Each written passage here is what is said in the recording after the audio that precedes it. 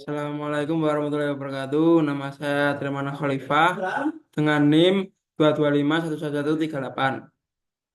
Jadi latar belakang pada makalah ini yaitu Kota Semarang dilanda banjir parah pada Desember tahun 2024. Penyebab utamanya dikarenakan jebolnya tanggul di Kelurahan Meteseh, Tembalang. Di ketinggian air pada saat banjir mencapai 70 sampai 87 meter, merendam banyak rumah warga di sekitar. Itu dikarenakan yang faktor cuaca dampak bibit siklon 91S dan 93S dari Samudra Hindia.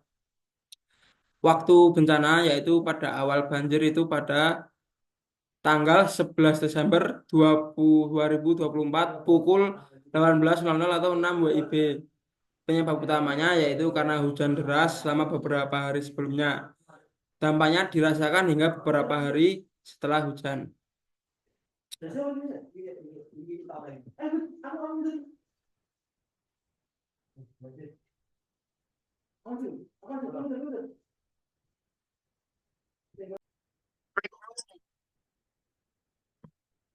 Assalamualaikum warahmatullahi wabarakatuh.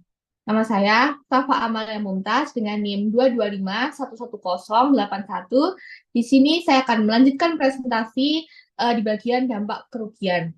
Nah, dari banjir Semarang tahun 2024, kami mengambil tiga dampak kerugian. Yang pertama ada material, yang kedua ada kerugian ekonomi, dan yang ketiga ada kerugian sosial. Nah, untuk penjelasannya, jadi di kerugian material ini, banjir yang terjadi itu di ketinggian 70-80 cm yang mengakibatkan kerusakan rumah, barang berharga, dan perabot rumah tangga, serta fasilitas rumah kayak lantai dan dinding rumah. Terus ada kerugian yang kedua, itu kerugian ekonomi. Jadi aktivitas ekonomi saat terjadi banjir di Semarang itu menjadi terganggu, terutama bagi pedagang dan usaha kecil yang di sekitar jalan utama. Hal tersebut dikarenakan ketika banjir itu kan jalan itu pada terendam, otomatis orang-orang juga nggak yang ada yang iseng karena banjir keluar untuk jajan gitu, terus untuk berjualan pun juga nggak memungkinkan, jadi itu sangat merugikan bagi perekonomian. Lalu yang terakhir itu ada kerugian sosial. Secara terpaksa warga akan diungsikan untuk sementara waktu karena rumahnya itu tidak layak huni. Yang kedua ada terputusnya akses jalan yang mengakibatkan mobilitas menjadi terganggu. Dan yang terakhir, sekolah diliburkan karena sekolah fasilitas sekolah juga mengalami kerusakan material sehingga anak-anak sekolah diliburkan hingga kondisi normal. Nah, dari ketiga dampak ini diharapkan tuh pengelolaan infrastruktur itu tuh bisa lebih baik untuk meminimalkan dampak dari banjir. Lalu next ada, dari tadi tuh kita udah membahas tentang banjir ya. Jadi apa sih pengertian banjir itu? Nah, jadi banjir sendiri adalah air meluap yang menggenangi area kering yang diakibatkan oleh curah hujan yang tinggi, drainase yang buruk, dan jebolnya infrastruktur pengendalian air.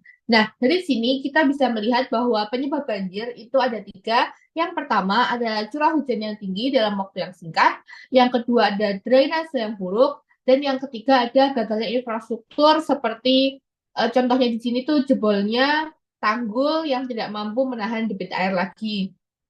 Nah, dampak dari banjir ini itu ada kerusakan properti, yang kedua ada gangguan ekonomi, dan masalah kesehatan. Kenapa masalah kesehatan ini itu termasuk dampak dari banjir? Karena banjir kan dia di bawah dan dia itu berupa air yang mengenangi area kering sehingga tanah itu juga terendam banjir dan otomatis air juga akan mengalami pencemaran dan air itu adalah sumber kehidupan. Makanya banjir itu sangat mempengaruhi di masalah kesehatannya. Nah, eh, pengelolaan banjir itu membutuhkan pendekatan teknik sipil seperti drainase yang efisien, konservasi lahan, dan mitigasi risiko dengan solusi yang berkelanjutan.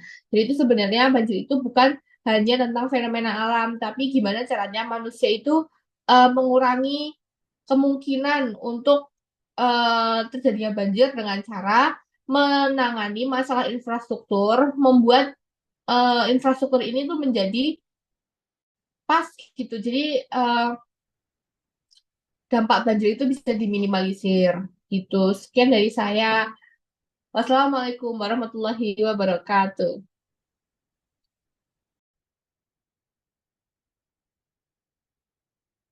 Oke, kemudian untuk pembahasan selanjutnya yaitu solusi untuk masalah banjir dari sudut mata teknik sipil. Jadi, sebagai disiplin ilmu yang berkaitan dengan perencanaan, pembangunan, dan pemeliharaan infrastruktur, teknik sipil berfokus pada analisis dan perancangan sistem yang dapat mengendalikan dan mengurangi dampak banjir. Jadi, di sini untuk solusi yang pertama yaitu perencanaan sistem drainase yang efisien.